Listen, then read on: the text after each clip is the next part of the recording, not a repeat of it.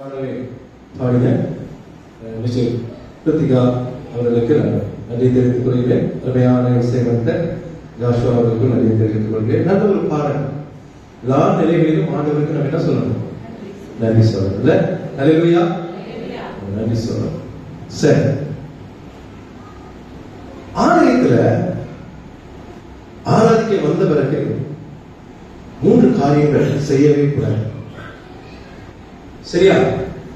ஒன்று, தூங்கக்கூடாது. ஃபர்ஸ்ட் தூங்கக்கூடாது. பாடும்போது கண்ண முடிக்கிறோம், சாட்சி சொல்லும் போது கண்ண முடிக்கிறோம், கேட்ட தியானம் சொல்றோம். இல்ல கண்ணை எப்ப போடணும்? ஜெபம் பண்ணும்போது கண்ணை போடணும். சரிங்களா? அப்பதான் நம்ம முடித்திருக்கும் போதுதான் நம்ம வார்த்தைகளே சரியா வந்து முடியும். அப்பதான் பாட முடியும். தூங்குறது ஒரு கிஃப்ட். அதாவது ஆலயத்துல வந்து தூங்கக்கூடாது, வீடுகளில் நீங்க தூங்கணும். ரைட்டா? ஒண்ணு. ரெண்டாவது, பேசக்கூடாது. ரொம்ப முக்கியம். அதுதான் ஆராதனைகளிலே நாம் ஒருபோதும் ஒருவருக்கொருவர் பேசக்கூடாது. நான் கேள்வி கேட்டா நீங்க பதில் சொல்லணும், மற்றபடி பேசக்கூடாது. சின்ன பிள்ளைங்க சில நேரங்களில் அப்படி இப்படி போகும்போது நம்ம சத்தம் இல்லாம அதை நம்ம என்ன பண்ணணும்? அதை அட்ஜஸ்ட் பண்ணணும். அது. மூணாவது, மொபைல் பார்க்க கூடாது. சபையில நான் பார்க்கிறேன், மொபைல் பார்த்து கொண்டு இருக்கிறாங்க. ஒரு வீடியோ அப்படி பார்த்தேன். ஆலயத்துக்கு வரும்போது ஒருத்தர் என்ன பண்றாங்க, மொபைல ஒரு கூடையில வாங்கிக்கிறாங்க. நம்ம சர்ச்சில் அப்படி கொண்டு வந்துடலாமா? மொபைல் தான் ஒரு ரூபாய் கொடுத்துடணும். போகும்போது என்ன பண்ணணும்? வாங்கிட்டு போயிடும். மொபைல் பார்க்க கூடாது. என்ன எவ்வளவு கோடி ரூபாய் லாபம் வந்தாலும் நமக்கு அந்த 2 மணி நேரம் மொபைல் தேவை. ஆஃப் பண்ணி வச்சிருக்கேன், எடுத்துட்டு வாங்க, ஏன்னா அதுக்கப்புறம் உங்களுக்கு தேவைப்படலாம். இந்த 3 ரொம்ப முக்கியமான ஒன்று. தூங்கக்கூடாது, பேசக்கூடாது, மொபைல் ஆன் பண்ணி வைக்கக்கூடாது, அதே நேரத்தில் அதை பார்க்கவும் கூடாது. சரியா? சரி, இது ரொம்ப ஒரு முக்கியமான காரணம். சரி, நம்முடைய செய்திக்குள்ளே நாம் நடந்து போவோம். ஒரு ராஜா தன்னுடைய மந்திரி இடத்துல பேசிக் கொண்டிருந்தார். 2 பேரும் நல்ல ராஜா மந்திரி இருந்தாலும் ரொம்ப ஃப்ரெண்ட்ஸ் மாதிரி அவங்க பேசிக்கிட்டே இருப்பாங்க. அப்போ ராஜாவுக்கு திடீர்னு ஒரு சந்தேகம் வந்தது. மந்திரியாரை பார்த்து கேட்டா, ஆசை இல்லாத மனிதர்கள் இந்த உலகத்தில் யாருமே கிடையாது இல்ல அப்படின்னு சொல்லி மந்திரி இடத்துல ராஜா கேட்டார். மந்திரி சொன்னார், இல்ல இல்ல இருக்கிறாங்க, எவ்வளவு துறவிகள், எல்லாவற்றையும் துறந்து போன துறவிகள் ஆசையே இல்லாமல் இருக்கத்தான் செய்கிறார்கள் அப்படின்னு. அப்போ ராஜா, அப்படின்னா அப்படிப்பட்ட ஒரு துறவியை எனக்கு கொண்டு வந்து காட்டு அப்படின்னு சொல்லி மந்திரி கிட்ட ராஜா கட்டளை போட்டுட்டார். மந்திரிக்கு என்னடா இது தெரியாத நம்ம சொல்லி தொலைச்சிட்டுமே, நம்ம தேடணுமே, சரி துறவிகளுக்கு ஆசையே இருக்காதுல்ல, ஈஸியா கண்டுபிடிச்சிடலாமே சொல்லி ராஜாவே 1 வாரம் டைம் கொடுங்க, உண்மையாகவே ஆசை இல்லாத துறவியை நான் கொண்டு வந்து காட்டுறேன். போறாரு, துறவிகள் தான் பார்க்கிறாரு. ஆனா ஏதோ ஒரு விதத்துல ஏதோ ஒரு ஆசை அந்த துறவிகளுக்கு இருக்குது. இதை அவர் கண்டுபிடிச்சுக்கிட்டே இருந்தார். மேக்சிமம் எல்லா துறவிகளையும் பார்த்தார், யாருக்கிட்டையும் ஆசை இல்லாதவங்களே கிடையாது. துறவியாக இருந்தாலும் கூட ஏதோ ஒரு ஆசை அவங்களுக்கு இருக்கிறது. என்னடா இது, இப்படி மாட்டிக்கிட்டோமே, ராஜா கிட்ட கொண்டு போய் காட்டலன்னா அவர் நம்மள கொண்டுடுவாரு. என்னதான் நண்பராக இருந்தாலும், என்னதான் மந்திரி இருந்தாலும், ராஜாவுடைய கட்டளை மீறிட்டா நமக்கு உயிர் போய் விடுமே, என்ன பண்றது அப்படின்னு யோசித்துக் கொள்ளும்போது அவருடைய பக்கத்து வீட்டுல ஒரு நாடக நடிகர் இருந்தார். அப்போ அவருக்கு ஒரு யோசனை தோணியது. அங்க போய் அவர் நண்பர் தான், அவர்கிட்ட போயிட்டு, எப்ப அவனுக்கு ஒரு ஆக்ட் பண்ணக்கூடிய காரியம் வந்திருக்குது, நீ நடிக்கணும். அவனுக்கு ரொம்ப சந்தோஷம், நடிக்கணும்னு. அதுவும் என்ன சொல்லிட்டாரு, நீ அந்த நடித்து சிறப்பா நடிச்சுட்டேன்னா ஒரு 10,000 ரூபாய் நான் கொடுக்குறேன். 10,000 ரூபாய் இது வரைக்கும் பார்த்ததே இல்லை அவரு. என் நடிப்புக்கு 10,000 ரூபாய் கிடைக்குதுன்னா ஓகே, என்ன வேஷம் போடணும்? ஒண்ணு இல்ல, நீ துறவியா நடிக்கணும். அவ்வளவுதானே, நடிச்சுட்டு போறேன் அப்படின்னு சொன்னோடனே அவருக்கு துறவி வேஷம் கொடுக்கப்பட்டு சொல்லிட்டாரு. ராஜா எப்படி கேட்டாலும் என்ன கேட்டாலும், நீ ஆசையே இல்லாத மாதிரி உண்மையான துறவி மாதிரி நீ நடிக்கணும். ஒண்ணும் கவலைப்படாதீங்க, நான் சூப்பரா நடிச்சுட்டு அந்த 10,000 ரூபாய் வாங்கிடுறேன். கரெக்டா 1 வாரம் முடிந்தது. இவர் ராஜாவிடத்துல போனார். ராஜா, ஒரு துறவியை பார்த்துட்டு, எந்த ஒரு ஆசையும் இல்லாத ஒரு சிறப்பான ஒரு துறவியை நான் பார்த்துட்டேன், அப்படியாப்பா அவரை நீங்க கூட்டிட்டு வாங்க அப்படின்னு. இல்ல இல்ல, அவர் அரண்மனைக்கு வரமாட்டார், ஏன்னா அவருக்கு அரண்மனைகள்லாம் வந்து அவருக்கு பிடிக்காது. எல்லாத்தையும் துறந்த உண்மையான ஒரு துறவி, நாம தான் அவரை பார்க்கணும். அவர் இந்த ஊரின் எல்லையில் ஒரு ஓரத்துல ஒரு மரத்தடியில உட்கார்ந்து கொண்டிருக்கிறாரு, பார்க்க நாம போயிடுவோம். ராஜா ரொம்ப ஆசை. தன்னுடைய மனைவி ராணியை கூப்பிட்டாங்க, படைகளை கூப்பிட்டாங்க. எல்லாத்தையும் கூப்பிட்டு மந்திரியை கூப்பிட்டு போயிட்டாரு. போனா நாடக நடிகர் துறை வேஷம் போட்டு உட்கார்ந்து இருக்கிறாரு. இவர் அவர் பார்த்த உடனே ராஜா முதல்ல போயிட்டு நிறைய தட்டுல தங்கம், பணம், பழங்கள் எல்லாம் கொண்டு வந்து அவருடைய பாதத்துல படைத்து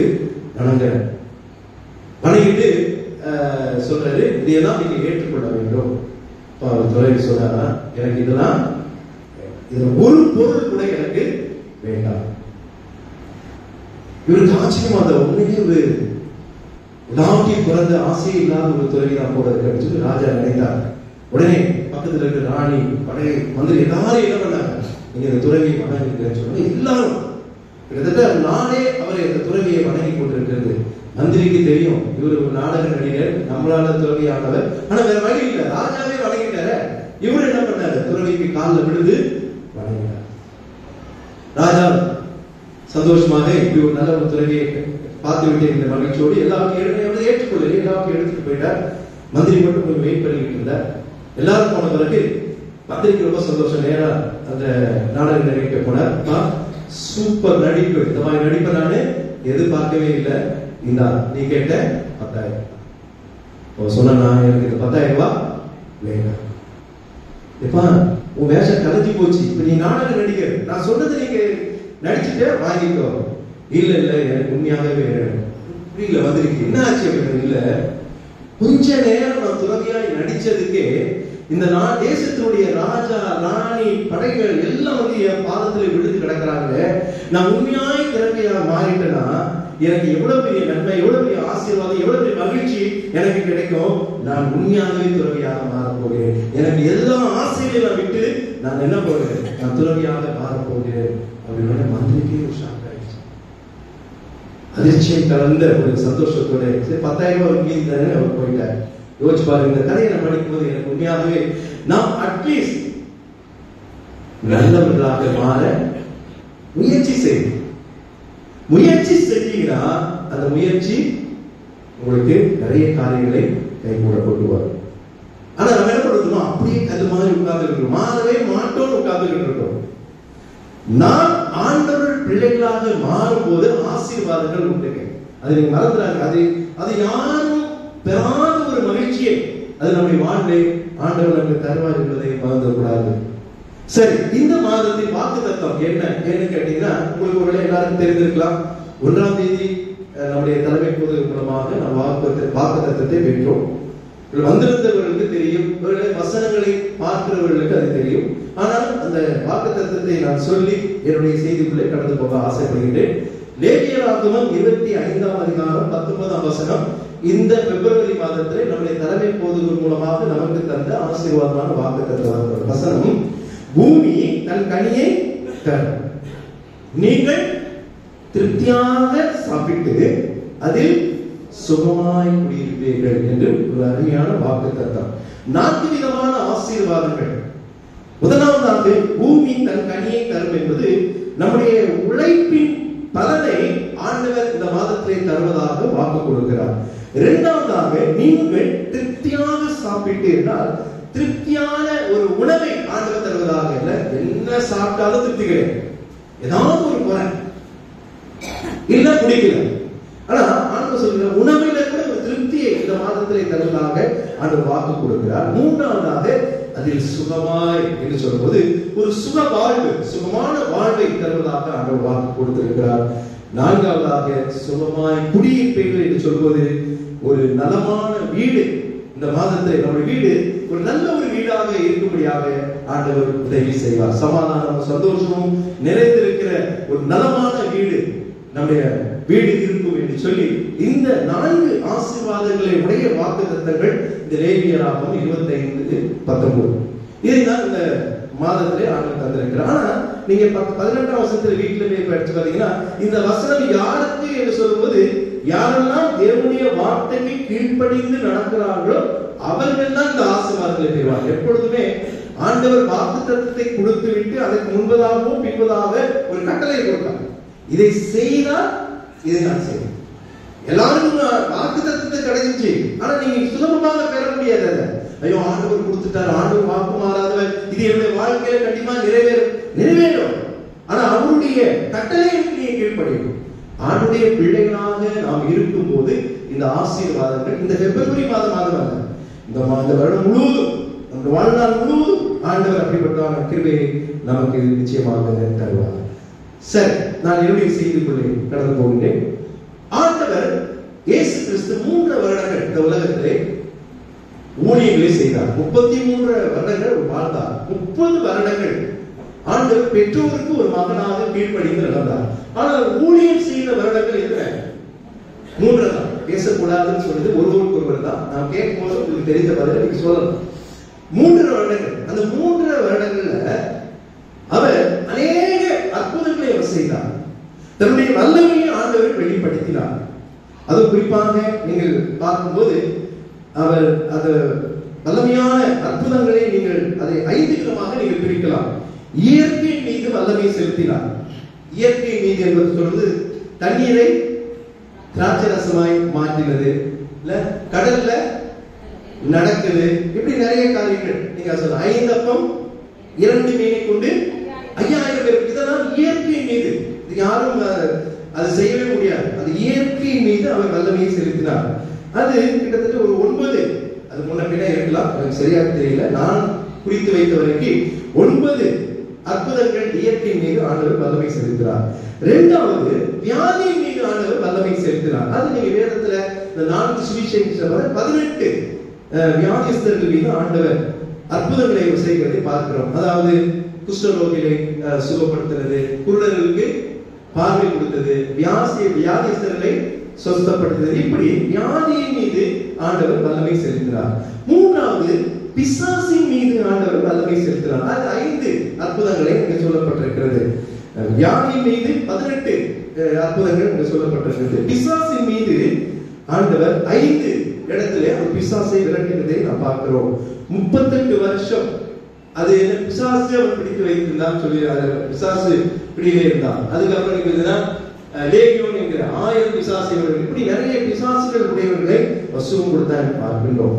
பாவத்தின் மீது கூட ஆண்டவர் வல்லமையை செலுத்தினார். பாவத்தை மனிதனாலே முடியாது, ஆனால் தெய்வத்தாலே முடியும். இயேசு தெய்வமாக இருந்தபடியால் பாவத்தின் மீது அவர் 3 இடங்களிலே அந்த வல்லமையான காரியங்களை அவர் செய்கிறதை பார்க்கிறோம். விபச்சார ஸ்திரீயே, நீ போ, இனி பாவம் செய்யாது என்று பாவத்தை மன்னித்தார்.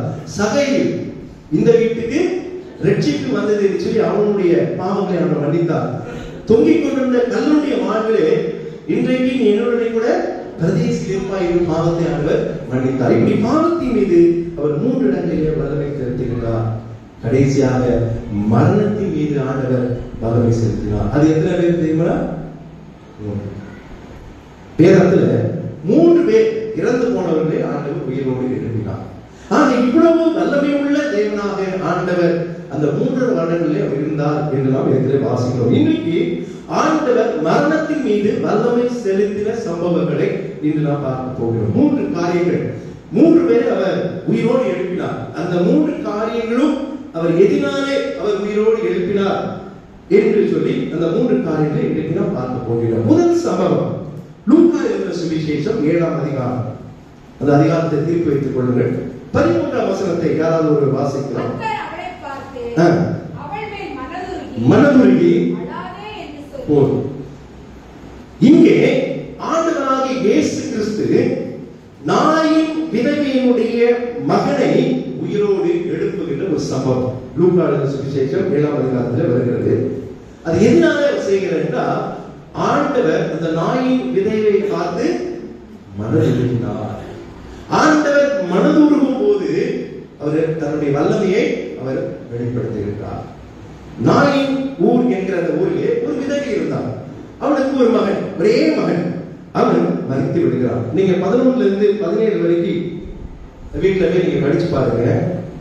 அந்த இடத்துல இவரே கட்டாயமா அவங்க போகிறார். அவங்க அழுவதை ஆண்டவராலே பார்க்க முடியும். சில நேரங்களில் நம்முடைய காரியங்களுக்காக நாம் அழுது ஜெபிக்கும் போது ஆண்டவர் பார்த்துட்டு சும்மா இருப்பான்னு நினைக்காது. நம்முடைய தெய்வம் மனதுருகும். 2 ராஜாக்கள் 13ஆம் அதிகாரம் 23ஆம் வசனத்தை யாராவது வாசிங்கள். 2 ராஜாக்கள் 13ஆம் அதிகாரம் 23ஆம் வசனத்தை வாசிங்க. ஆனாலும் இணங்கி நமது உடன்படிக்கை நிமித்தம் அவர்களை அழிக்க சித்தமாயிராமலும் அவர்களை இன்னும் தம்முடைய முகத்தை விட்டு தள்ளாமலும் அவர்கள் கை மனதிரும்பி அவர்களை இடத்தள்ளினார். பாத்தீங்களா? இஸ்ரவேல் ஜனங்கள் எவ்வளவோ தவறு செய்கிறார்கள். ஆண்டவருடைய வார்த்தையை மீறி மீறி மீறி மீறி மீறி மீறி வாழ்ந்து கொண்டிருக்கிறார்கள். ஆனாலும் ஆபிரகாம், ஈசாக், யாக்கோபுக்கு செய்த உடன்படிக்கை நிமித்தம் இந்த இஸ்ரவேல் ஜனங்கள் மேல ஆண்டவர் எப்பொழுதும் மனதுருக்கம் உள்ளவராக இருந்தார். ஹல்லேலூயா! நாம் அவருடைய ஜனங்கள், நாம் இஸ்ரவேல் ஜனங்கள். நம்மீது நாம் எவ்வளவு தவறு செய்தாலும் ஆண்டவர் நம்மீது மனதுருக்கம் உள்ளவராக இருக்கிறார். அதனாலதான் நம்ம தவிச்சுக்கிட்டு இருக்கிறோம். நீங்க மறந்துடாதீங்க. இங்கே ஆண்டவர் நாயூர் விதவையுடைய மகனை உயிரோடு எழுப்புவதற்கு ஒரு காரணம் என்னவென்றால், ஆண்டவர் எல்லா நிலைகளிலும் அவர் மனதுருக்கம் உள்ளவராக இருக்கிறார். நம்மீது மிகுந்த இரக்கமுள்ளவராக இருக்கிறார். அதனால இன்னைக்கு நாம் தப்பித்துக் கொண்டிருக்கிறோம். மறந்துடாதீங்க. எவ்வளவு பெரிய காரியமானாலும் அது நமக்கு அது பெரிய காரியமாக இருந்தாலும் ஆண்டவருக்கு லேசாக அவரால் எல்லாம் முடியும். எவ்வளவு பெரிய பிரச்சனை. ஏன்னா கடைசி இழப்பு உலகத்தில் உண்டுன்னா உயிரிழப்பு தான். அந்த நாயின் விதவினுடைய ஒரே மகனுடைய உயிரை இழந்திருக்கிற நிலையிலே அவர் ரொம்ப மனதுருகி அவரிடத்துல கிட்ட போகிறதை பார்க்கிறோம். இன்னும் வசனத்தை வாசிப்போம். மத்தேயு 14:14 வாசிங்க. ஆண்டவர் வியாதியஸ்தர்கள், அநேக வியாதியஸ்தர்கள் அவரிடத்துல வந்தவர்கள் சுகப்படுத்தினார். அதற்கு என்ன காரணம் வேதம் சொல்கிறது? 14:14 வாசிங்க. இயேசு வந்து திரளான ஜனங்களை கண்டு அவர்கள் மேல் மனதுருகி பாத்தீங்களா? ஆண்டவர் வியாதிகளை சொஸ்தமானதுக்கு முக்கியமான காரணம் என்ன தெரியுமா? அவர்கள் மேல் மனதுருகி. நம்முடைய தேவன் அவருடைய வல்லமையை வெளிப்படுத்துவதற்கு முதல் காரணம் அவர் நம்ம மீது மனதுருக்கப்படுவார். இங்க நீங்க 13ஆம் வசனத்தை வாசிங்க. லூக்கா சுவிசேஷம் 7ஆம் அதிகாரம் 13ஆம் வசனத்துல கர்த்தர் கவனிங்க. முதல்ல என்ன பண்றார்? பார்க்கிறார், மனதுருகிறார், அழாதே என்று சொல்லி அடுத்து அப்புறம் என்ன பண்றாரு? கிட்ட வந்து அப்புறம் தொட்டு அப்ப அதற்கு பிறகுதான் அங்க விட கிடைக்குது. என்ன கிடைக்குது? வாலிபனே எழுந்திரு என்று உனக்கு வல்லமை வார்த்தை என்று வெளிப்படுத்துகிறார். வாலிபனே நீ தூங்கிக்கிட்டா இருக்கான், அவன் செத்து போயிட்டான். இன்னைக்கு செத்து போன வீட்டுல போய் நான் போயிட்டு வாலிபனே எழுந்துரு அப்படின்னா என்ன பண்ணுவாங்க? பைத்தியக்கார பாஸ்டர் வந்து அவரு செத்து அவன் செத்து கிடக்கிறான், நீ எழுந்து எப்படி எழுந்திருப்பான்? எழுந்திருக்க முடியாது. ஆனா இயேசு அப்படி இல்லை. அவர் தெய்வம், அவர் ஆண்டவர், அவர் கர்த்தர், அவர் கடவுள்.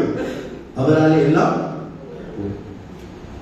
அவர் நாயின் உதவியின் மீது ஒரு மனதிற்கு வந்துச்சு. அவருக்கு இறங்கித்தான் செய்வார். அந்த பாடையை தொட்டு நீ அழாத. எவ்வளவு வல்லமையான இடத்துல ஆண்டவர் நம்மீது மனதிற்கும் உள்ளவர். எவ்வளவு பெரிய இழப்புகள் இருந்தாலும் ஆண்டவர் எல்லாவற்றையும் உயிர்ப்பிக்க செய்வார். ஹல்லேலூயா! நீங்க மறந்துடாதீங்க. ஆண்டவர் மரணத்தின் மீது வல்லமை உடையவராக அவர் இருக்கிறதை நாம் பார்க்கிறோம். ஆகவே முதல் காரியம் அவர் மனதுருக்கத்தினாலே தம்முடைய வல்லமையை மரணத்திலே அவர் வெளிப்படுத்துகிறதை பார்க்கிறோம். இரண்டாவது ஒரு சம்பவம் வாசிக்க கேட்ட லூக்கா எழுதின சுவிசேஷம் 8ஆம் அதிகாரம் 41-42 வாசிங்க. அப்பொழுது ஜெபமாலின் தலைவனாகிய யவீரு என்னும் பேருள்ள ஒருவன் வந்து இயேசுவின் பாதத்தில் விழுந்து 12 வயதுள்ள தன்னுடைய ஒரே குமாரனுக்கு மரண அவஸ்தையாய் இருந்தபடியால் தன் வீட்டிற்கு வரும்படி அவரை வேண்டிக் கொண்டார். இப்போ இந்த யவீரு என்கிற ஒரு மனிதன் இயேசுவிடம் என்ன பண்றான்? வேண்டிக் கொண்டான். தன் வீட்டுக்கு வரும்படி அவரை விருந்துக்கு அழைத்தான். விருந்துக்கு சாப்பிட கூட்டானா? இல்ல, அவனுடைய ஒரே மகள் வயசு எத்தனை? 12. முதல்ல நாயூர் விதவையினுடைய மகளை உயிரோடு எழுப்பினார். இங்கே யவீரு என்கிற ஒரு மனிதனுடைய மகள் வயது 12. அவள் என்ன அவஸ்தையில் இருக்கிறார்? மரண அவஸ்தையில். சாதலை. நல்ல கவனிங்க, சாதலை. இறந்து போயிட்டாரே, நீ வந்து உயிரோடு இருக்கிறார் சொல்லுற. மரண அவஸ்தையில் இருக்கிறார். வியாதி முற்றி விட்டது, சீக்கிரம் மறித்து சொல்லுவா, டாக்டர் தான் சொல்லியாச்சு. நிறைய நேரத்துல அப்படி நியூஸ் வரும். என்ன பண்ணுவோம்? ஜெபம் பண்ணுவோம். படைச்சா ஆண்டவருக்கு நன்றி, இல்லனாலும் நன்றி. அதான் நான் ஹல்லேலூயா. அதை நாம் ஏற்றுக்கொள்கிறோம். இழப்பு கடினமானதுதான். ஆனா இந்த இடத்துல தன் வீட்டுக்கு வரும்படி அவன் வேண்டிக் கொண்டான். இரண்டாவதாக மன்றாடினதினாலே ஆண்டவர் மரணத்தின் மீது ஒரு வல்லமையை அங்கே வெளிப்படுத்துகின்றார். நிறைய நேரத்தில் இது நல்லா கவனிக்கணும். ஆண்டவருக்கு செய்தி போயிடுச்சு. ஆண்டவருக்கு செய்தி போகும்போது அந்த 12 வயது பெண் மரிக்கவில்லை. செய்தி அவருக்கு எட்டின பிறகு அதற்கு பிறகு ஒரு செய்தி வருகிறதா இல்லையா? மத்தேயு லூக்கா 8ஆம் அதிகாரம் 9 வாசிங்க. அவர் இப்படி பேசிக் கொண்டிருக்கையில் ஜெப ஆலய தலைவனுடைய வீட்டிலிருந்து ஒருவர் வந்து, நல்லா கவனிங்க, அவரை நோக்கி உம்முடைய குமாரத்தி என்ன போனார்? முதல்ல மரண அவஸ்தையில் இருந்தா, மரிக்கல. இப்போ நியூஸ் வருது. என்ன நியூஸ்? மரித்து போனால் இயேசு போதகரை நீங்கள் வருத்தப்பட வேண்டாம். இடையில ஒரு சம்பவம் நடக்குது. 12 வருஷம் பெரும்பாலுள்ள ஸ்திரீ, நல்ல கவனிங்க, அந்த பெண்ணுடைய வயது 12. அந்த மரண அவஸ்தையில் இருக்கிற அந்த குழந்தையுடைய, அந்த சிறுமியுடைய வயது 12. எவ்வளவு ஒரு ஒற்றுமை பாருங்க. 12 வயது 12 வருஷம் பெரும்பாலுள்ள ஸ்திரீ. இந்த இடத்துல ஜெபம் எப்படி வந்தது? ஆண்டவரே என் மகளை காப்பாற்றும். அவளுடைய வயது 12. ஆனா இடையில 12 வருஷம் பெரும்பாலுள்ள ஸ்திரீக்கு ஆண்டவர் சுகம் கொடுக்கிறார். இந்த சம்பவம் நடக்குது. சில நேரத்தில் நம்முடைய ஜெபம் கேட்கப்படல நாம நினைக்கிறோம். ஆனா கேட்கப்படலனாலும் ஆண்டுடைய காதுக்கு போய் எட்டி அவர் அதற்கு ஏற்றார்போல் நம்முடைய வல்லமையை ஆண்டவர் வெளிப்படுத்துவார். அது நல்லதாகவும் இருக்கலாம், கெட்டதாகவும். கேட்ட உடனே எல்லாமே கிடைக்கணும் நீங்க நினைக்கிறீங்கன்னா அது நடக்கவே நடக்காது. அப்படி ஆண்டவர் ஒருபோதும் சொல்லல. கிடைக்கும், அது நம்முடைய விசுவாசம். கிடைக்கலனாலும் பரவாயில்ல, அதுவும் நம்முடைய விசுவாசம். ஹல்லேலூயா. இங்க மன்றாடி விட்டான். ஆண்டவரே, என்னுடைய ஒரே மகள் 12 வயது, அவள் மரண அவஸ்தையில் இருக்கிறார், நீங்க என் வீட்டுக்கு வரணும். இது அவர் அப்படி போகும்போது அங்க ஒரு சம்பவம் நடக்குது. பயங்கர கூட்டம், திரளான ஜனங்கள் அவரை நெருங்கினார்கள். அப்பொழுது கிட்ட யாராலும் நெருங்க முடியல. என்ன பண்ணாங்க? அந்த கதை தெரியும் உங்களுக்கு. எப்படியாவது அவரை தொட்டு விட வேண்டும் என்று சொல்லி முடியல. கடைசியில் அவருடைய வஸ்திரத்தை என்ன பண்றார்? தொட்டு விடுகிறார். அந்த வஸ்திரத்தில் தொட்ட உடனே இந்த 12 வருஷம் பெரும்பாலுள்ள ஸ்திரீனுடைய அந்த வந்து கொண்டிருந்த, எப்பொழுதும் இருந்து கொண்டிருந்த அந்த உதிரம் நின்று போய், எவ்வளவு பெரிய சுகம் தெரியுமா அவளுக்கு வாழ்க்கையில? 12 வருஷம் அப்படி ஒரு கஷ்டம் அவளுக்கு. ஆண்டுடைய வஸ்திரத்தை தொட்ட மாத்திரது சுகம் கிடைக்குது. ஆனா வேண்டிக் கொண்டவருடைய மகள் மரித்து போகிறார். நல்ல கவனிக்கணும். ஆண்டவர் தம்முடைய வல்லமையை எப்பொழுது எந்த இடத்துல யாருக்கு இதெல்லாம் நாம தீர்மானிக்க முடியாது. யார் தீர்மானிப்பா? அவர் தான் தீர்மானம். நாம ஏற்றுக்கொள்ளணும். அதுதான். அப்பொழுதுதான் செய்தி வருகிறது. என்னது? போதகரை நீங்கள் வருத்தப்படுத்தாதீங்க. ஆமா, அவங்க அப்படி இழுத்துக்கிட்டு இருந்தாங்க, இப்போ இறந்துட்டாங்க. அப்பதான் 50வது வசனத்தை வாசிக்க. பயப்படாதே, விசுவாசம் உள்ளவனாய் இரு, அப்பொழுது அவள் ரட்சிக்கப்படுவாள் என்றார். எவ்வளவு அருமையான வார்த்தை பாருங்க. ஏன்னா 2 காரியம் எதிர்க்கு மனதுக்குள்ள வந்துருச்சு. ஒண்ணு பயம், இன்னொன்னு அவிசுவாசம். என்னடா, இயேசு கிட்ட வந்தமே சொன்னமே மரண அவஸ்தையிலான இருந்தா என் பொண்ணு, இப்போ செய்தி வருகிறது. என்ன செய்தி வருகிறது? மறித்து விட்டார். கூட சேர்ந்து ஒரு பயம் வந்துருச்சு. ஆண்டவர் உங்க முகத்தை மட்டும் பார்க்கிறவர் இல்லைங்க, இப்போ உங்க மனசையும் அவர் பார்க்கிறார். அல்லேலூயா. உங்களுடைய மனதையும் அவர் பார்க்கிறார். நீங்க என்ன யோசிக்கிறீங்க, நீங்க என்ன நினைக்கிறீங்க, நீங்க என்ன சொல்ல வரீங்க, நீங்க என்ன செய்ய போறீங்க, எல்லாத்தையும் அவர் பார்க்கிறார். இந்த இடத்துல ஆண்டவர் எவருடைய மனதை பார்க்கிறார், அவனுடைய கஷ்டத்தை பார்க்கிறார், அவனுடைய கலக்கத்தை பார்க்கிறார். சொல்ற முதல் காரியம், நீ பயப்பட. இந்த வார்த்தைய வேற யாரும் சொல்ல முடியாது. நம்ம பிள்ளைகளுக்கு சொல்லுவோம், பயப்பட. நாம சொல்லுகிற அந்த வார்த்தையை பிள்ளைகளுக்கு ஒரு பெரிய பூஸ்ட் தெரியுமா? அப்போ இயேசு இந்த உலகத்தை படைத்தவர் சர்வ வல்லமை உள்ளவர், நித்தியமானவர். அவர் நம்மை பார்த்து பயப்படாதே என்று சொன்னா அதை விட ஒரு பெரிய வார்த்தை நமக்கு என்ன வேண்டும் யோசிச்சு பாருங்க. பயப்படாதே என்று சொல்லிட்டு விசுவாசம் உள்ளவனாய் அடிக்கடி வரக்கூடிய ஒரு காரியம் அவிசுவாசங்க. இது நடக்குமா? நடக்காதா? ஆண்டவராலே எல்லாம் வேதத்துல விசுவாசித்தவர்கள் தேவனுடைய அற்புதங்களை அனுபவித்தார். அவிசுவாசத்தினாலே அநேகர் தேவனுடைய மகிமையை காணாமல் வியாதியத்தில் வந்த எல்லாருமே சோகடைச்சு நினைக்கிறீங்களா? வேதம் ஒரு சொல்ல என்ன சொல்லுதுமா? அநேக பேர் கொண்டு வந்தாலும் அவருடைய அவிசுவாசத்தினாலே அவர்கள் சுகம் பெறாமல் போனார்கள். ஆண்டவரத்துல வந்து சுகம் பெறாமல் போனவர்கள் உண்டு. அதுக்கு ஆண்டவர் காரணம் அல்ல. யார் காரணம்? அவர்கள், அவர்களுடைய அவிசுவாசம். இங்கே இது எவருக்குள்ளே ஒரு அவிசுவாசம் வந்துருச்சு. என்னடா என் பொண்ணு கஷ்டப்படுறா, மறிக்க போகிறா, இவற்றை வந்து ஒரு செய்தி கொடுத்தா இப்படி ஒரு செய்தி வருது, கலக்கம். ஆண்டவர் முதல்ல பயப்படாதேன்னு சொல்றார். இரண்டாவது விசுவாசம் சொல்லிட்டு மூன்றாவது உயிரோடு எழுப்பப்படுவார் சொல்ல. என்ன சொல்றாங்க? ரட்சிக்கப்படுவார். ஹல்லேலூயா. இதுதான் வார்த்தை. ஆண்டவர் எதை எப்ப சொல்லணும் ஆண்டவருக்கு தெரியல. உயிரோடு எழுப்பினவன் தான் ரட்சிக்கப்பட முடியும். நல்ல கவனிங்க. ஆண்டவருக்கு சேர்த்து ஒரே வார்த்தை சொல்ற, நீ அவள் ரட்சிக்கப்பட. நம்முடைய தெய்வம் எப்படிப்பட்டவர், அவர் எப்படி வல்லமையானவர் என்பதை அநேக நேரங்களிலே நாம் மறந்து விடுகிறோம்.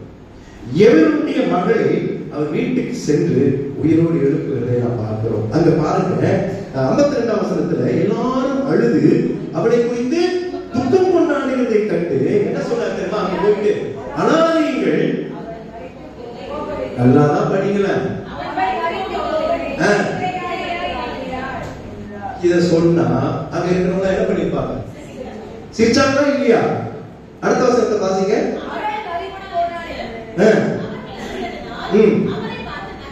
இன்றைக்கு தெய்வமாகிய இயேசு அங்கே நகைப்புக்குரியவராக மாற்றப்படுகிறார். சிரிக்கிறார்கள். என்ன பார்த்து சிரிச்சா பரவாயில்ல, உங்களை பார்த்து சிரிச்சா பரவாயில்ல, யாரை பார்த்து? என்னடா இப்படி ஒரு பைத்தியக்காரன் வந்து அப்படிதான் நினைச்சாங்க. யாரை பார்த்து சிரிப்பாங்க? லூசு ரோட்ல அப்படி யாராவது லூஸ் பண்ணா நம்ம என்ன பண்ணுவோம்? சிரிப்பா சிரிக்க மாட்டேன். என்ன சொல்ல இவரு அப்படிதான் சொல்ற. அனாதைகள் முதல்ல அதுவே தப்பு. துக்க வீட்டுல போயிட்டு அலுவலகத்துல போயிட்டு ஏமா அழுகுற அதான் அப்படி சொன்னா சிரிக்க மாட்டாங்க, அடிப்பாங்க. அவன் பிள்ளை சேர்த்து போய் புருஷன் சேர்த்து போய் அப்படியே அவன் அழுது இருந்தா இங்க வந்து நீங்க சொல்ற அனாதை. சரி, அது பரவாயில்ல, மறிக்கவில்லை, என்ன சொல்றது, நித்திரையா இருக்கிறான், தூங்கிட்டு இருக்கிறார், சிரிக்கிறாங்க. ஆண்டவர் எல்லாரையும் அவர் வெளியே போகணும். சிரிச்சீங்கல்ல, எல்லாம் கேட்டோம். ஆண்டவர் நீங்க எல்லாம் அதை வச்சு நீ செஞ்சுக்கலாம். நீங்க நல்லா கவனிங்க. ஆண்டவருடைய செய்திகளை நீங்க அறிந்து கொள்ள முடியாது. நீங்க ஒன்னொன்னு நீங்க பிரிச்சு பிரிச்சு படிச்சீங்கன்னா உங்களுக்கு நிறைய காரியங்கள் நடக்கும். அவங்கள அங்க நிக்க வச்சுக்கிட்டு உட்கார வச்சுக்கிட்டு ஆண்டவர் என்ன பண்ணிருக்கலாம்? அற்புதம் செஞ்சிருக்கலாம், வல்லமை வெளிப்படுத்திருக்கலாம், உயிரோடு எழுப்பிருக்கலாம். இன்னும் ஆண்டவரை அவங்க அறிந்து கொள்ளாத. நீ சிரிச்சல கிளம்பு. ஆண்டவர் அடிச்சிட்டார். எல்லாரையும் போக பண்ணி என்ன பண்றாரு? அவருடைய கையை பிடித்து ஆண்டவர் சொன்னது உண்மையாயிடுச்சுங்க. பிள்ளைய தூங்கிக்கிட்டு இருக்கிற பிள்ளைய தான் நம்ம என்ன பண்ண முடியும்? எழுப்ப முடியும். செத்து கிடக்கிற பிள்ளைய நம்ம என்ன பண்ண முடியாது? எழுப்ப முடியும். ஆண்டவர் என்ன சொன்னா? அவள் நித்திரையா இருக்கிறார், தூங்கி கொண்டிருக்கிற. இப்ப கையை பிடிச்ச நல்ல கவனிங்க, பிடிக்காமே வர முடியும். இதெல்லாம் செய்யறதுக்கு காரணம் சொன்ன வார்த்தையை அங்க நிறைவேற்றுகிறார். நீங்க அதை அழகா படிச்சு பார்க்கணும். பிள்ளையை எழுந்துரு என்றார், அப்பொழுது அவள் உயிர் திரும்ப வந்தது. உடனே அவள் எழுந்திருந்தாள். அவளுக்கு ஃபர்ஸ்ட் ஆண்டவருக்கு சொன்ன கட்டளை என்னது? ஏன்னா ரொம்ப நேரம் தூங்கிட்டா, பசியா இருப்பா, சாப்பிட. அல்லேலூயா. இதனால 1-10 முறை படிச்சேன். ஒவ்வொரு வசனத்தை படிக்க அப்படி வித்தியாசமா தோணுது. என்னடா இந்த ஆண்டவர் இவ்வளவு பர்ஃபெக்ட்டா செய்ய முடியுமா? ஒவ்வொரு காரியத்துக்கும் எவ்வளவு தெளிவா ஆண்டவர் வெளிப்படுத்துகிறார் பாருங்க. ஆண்டவர் எவ்வளவு பெரியவர் என்பதை இதன் மூலமாக நாம் அறிந்து கொள்ள முடியும். ஆண்டவர் வல்லமை உள்ளவராக, மரணத்தின் மீது வல்லமை உள்ளவராக இருக்கிறார். அதற்கு காரணம் நான் அவரை வேண்டிக்கிறோம். ஜெபம் கேட்கப்பட்டது, கொஞ்சம் லேட்டா கேட்கப்பட்டுச்சு, அவ்வளவுதான். அவன் மன்றாடினதுனாலே வல்லமையை ஆண்டவர் இங்கே வெளிப்படுத்துகிறதை பார்க்கிறோம். விசுவாசம் உள்ளவனாய் எந்த நிலையில் மறந்தார்கள், ஆண்டவராலே கூடாத காரியம். சாத்ராக் மேஷாக் ஆபேத்நேகோவுடைய வாழ்க்கையில தானியேலும் சரி, இந்த 3 நண்பர்களும் சரி, இவருடைய விசுவாசம் பயங்கரம். எனக்கு ரொம்ப பிடிக்கும். அவங்க என்ன சொல்றாங்க? அவர் எங்களை விடுவிப்பார். அந்த வார்த்தை நல்லா கவனிக்கணும். விடுவிப்பார் அப்படி சொல்லி முடிக்கல, விடுவிக்காம போனாலும் அதுதான் விசுவாசம். நம்முடைய ஜெபம் எப்படி இருக்குது? ஆண்டவரே, நீங்க எனக்கு இந்த சுகம் கொடுக்கணும், கொடுத்தா நான் கொடுக்கலனாலும் என் பிள்ளை வியாதியில் இருக்கிறான், மரணப்படுக்கையில் இருக்கிறான், அவரை அந்த சுகப்படுத்தினால்தான் நான் விசுவாசிப்பேன், இல்லைன்னா விசுவாசிப்பேன். அப்படி ஒரு விசுவாசம் இருந்துச்சுன்னா அது ஒரு ஆண்டவரை நான் நம்புகிறவர்களுக்கு அது சரியாகிவிட்டார். எல்லா நிலைகளையும் இங்க அப்படிதான். நீ விசுவாசம் உள்ளவனாய் பயப்படாது, நித்திரையாக இருக்கிறார். அருமையாக எழுந்திருக்க. சரி, 3வது கடைசியாக ஒரு காரியத்தை பார்ப்போம். 3வது ஆண்டவர் உயிரோடு இருக்கிறது யார் தெரியுமா? லாசர். 2 வாலிபர்களையும் ஒரு 12 வயது பெண்ணையும் ஆண்டவர் தன்னுடைய 3 வருஷத்திலே உயிரோடு எழுப்புவதை பார்க்கிறோம். இது யோவான் எழுதின சுவிசேஷம் 11ஆம் அதிகாரத்தில் வருகிறது. இது ஏன் நடக்கிறது என்று சொல்லும் போது 4ஆம் வசனத்தை வாசிங்க. யோவான் 11:4. இந்த வியாதி மரணத்துக்கு ஏதுவாய் இராமல் தேவனுடைய மகிமை விளங்குவதற்கு ஏதுவாய் இருக்கிறது. தேவனுடைய குமாரனும் அதனால் மகிமைப்படுவார். 3வது மரணத்தின் மீது ஏன் வல்லமை செலுத்தினார் என்றால், மகிமைப்படும்படியாக ஆண்டவர் வல்லமையை வெளிப்படுத்துகிறார். முதலாவதாக மனதுருக்கத்தினாலே ஆண்டவர் வல்லமையை வெளிப்படுத்தினார். 2வது மன்றாடினதினாலே வல்லமையை வெளிப்படுத்தினார். 3வதாக ஆண்டவருடைய நாமம் மகிமைப்படும்படியாக மரணத்தின் மீது ஆண்டவர் வல்லமையை வெளிப்படுத்துகிறார். இந்த 4ஆம் வசனத்துல ஆண்டவர் லாசரு மரிக்கிறான் என்று கேள்விப்பட்டார். வேற யாரோ பத்தி சொல்லியிருந்தாலும் கூட ஆண்டவர் கவலை இல்லை.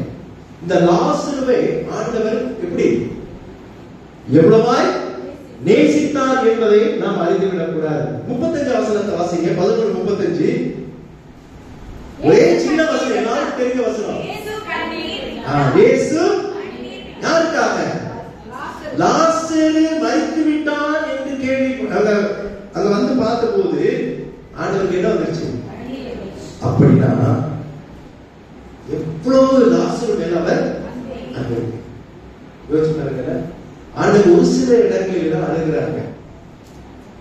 இந்த லாசருடைய மரணத்தை அவர் பார்த்த போது ஆண்டவர் இயேசு அடுத்த வசனத்தை வாசிங்க. அப்பொழுது யூதர்கள் இதோ இவர் லாசருவை எவ்வளவாய் சிநேகித்தார் என்றார்கள். அவ்வளவு அன்புங்க. மார்த்தாள், மரியாள், லாசர், இந்த 3 பேரையும் ஆண்டவர் அதிகமாக நேசித்தார். காரணம் என்ன? இவர்களும் இயேசுவை அதிகமாக நேசித்தார். ஒரு சிறப்பான ஒரு குடும்பம். அந்த குடும்பத்திலே தான் நேசித்த ஒருவன் மரிக்க போகிறான் என்று கேள்விப்பட்ட போது எத்தனை நாள் இருந்தார்? 4 நாள். 2 நாள் தங்கினார். அப்புறம் மறந்து 2 நாள்.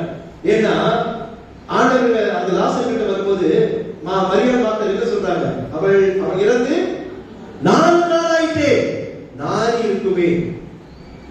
ஆண்டவர் வருகிறார். வந்து லாசருவே வெளியேறார்.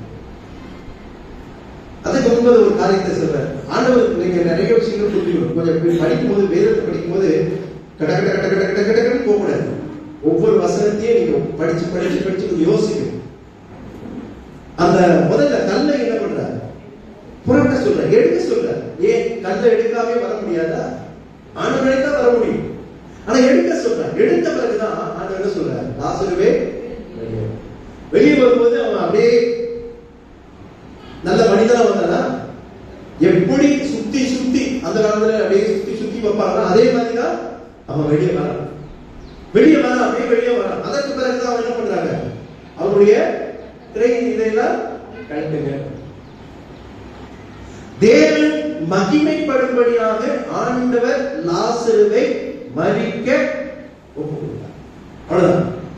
ஆனா வந்து 4 நாள் கழித்து வந்தோம். நாரை போல சடலமாக இருக்கும் என்று மற்றவர்கள் எண்ணினாலும் ஆண்டவர் அவனை ஃப்ரெஷ்ஷா எப்படி வச்சாங்களோ அப்படியே வெளியே கொண்டு வர. லாசருவே வெளியே. ஆண்டவரை நீங்கள் நேசிக்கும் போது ஆண்டவர் உங்களை நேசி. நீங்க மறந்துட, உங்களுடைய வாழ்க்கையில் எல்லா கஷ்டங்களுக்கும் ஆண்டவர் அப்படியே அழுதி கொடுத்துக்கிட்டே இருக்க மாட்டேன். கஷ்டம் வர்ற மாதிரி இருக்கும், ஆனா கஷ்டம் உங்களை விட்டு ஏன்னா ஆண்டவரை நேசிக்கிற ஒரு குடும்பம். ஒரு இழப்பு பெரிதாக இருந்தால் கூட ஆண்டவர் வந்து லாசருவை உயிரோடு எழுப்பினார். இவ்வளவு நேசிக்கிற ஒருவர் நம்மோடு இருக்கிறார் என்பதை நாம் அநேக நேரங்களில் மறந்து வருகிறோம். லாசருவை வெளிவா என்று சொல்லும்போது வெளியே வந்தார். ஆண்டவர் தன்னுடைய வாழ்க்கை 3 விதமான நிலைகளிலே மரணத்தின் மீது ஆண்டவர் விடுதலை செலுத்தினார். முதலாவதாக அருமையான நாயின் விதவினுடைய மகனை ஆண்டவர் உயிரோடு எழுப்பி தன்னுடைய மனதுருக்கத்தை ஆண்டவர் வெளிப்படுத்தினார். எபிரி என்கிற மனிதன் மன்றாடினதினாலே தன்னுடைய 12 வயது மகனை உயிரோடு எழுப்பி தன்னுடைய வல்லமையை வெளிப்படுத்தினார். தான் நேசித்த, தான் அதிகமாக நேசித்த ஒரு குடும்பத்திலே லாசரு என்கிற அந்த மனிதன் இழந்து போனால் கூட 4 நாள் கழித்து அவனை உயிரோடு எழுப்பி தேவனுடைய நாமம் மகிமைப்படும்படியாக தன்னுடைய வல்லமையை ஆண்டவர் வெளிப்படுத்தினார். நம்முடைய வாழ்விலும் ஆண்டவர் இதை விட சிறப்பான காரியங்களை அவர் நமக்கு செய்வார். ஆண்டவர் நம்மை மனதோடு உள்ளவர். நாம் அன்றாடும் போது நம்முடைய ஜெபத்துக்கு பதில் கொடுக்கிறவர். எல்லாவற்றுமாக தேவன் மகிமைப்படும்படியாக நம்முடைய வாழ்விலே அற்புதங்களை செய்கிறார். ஆண்டவர் வல்லமையுள்ள தேவன் என்பதை ஆண்டவர், அவர் அற்புதர், அவர் அதிசயமானவர். நம்முடைய வாழ்வை நடக்காது என்று நினைக்கிற காரியங்களை கூட ஆண்டவர் நடத்தி காண்கிறார். ஆக நம்முடைய வாழ்வில் வலிமையான செயல்களை ஆண்டவர் செய்ய நாம் தொடர்ந்து அவரை பற்றுவோம், அவரை நேசிப்போம், அவரை மகிமைப்படுத்துவோம். கர்த்தர் பெரிய காரியங்களை நமக்கு செய்வார்.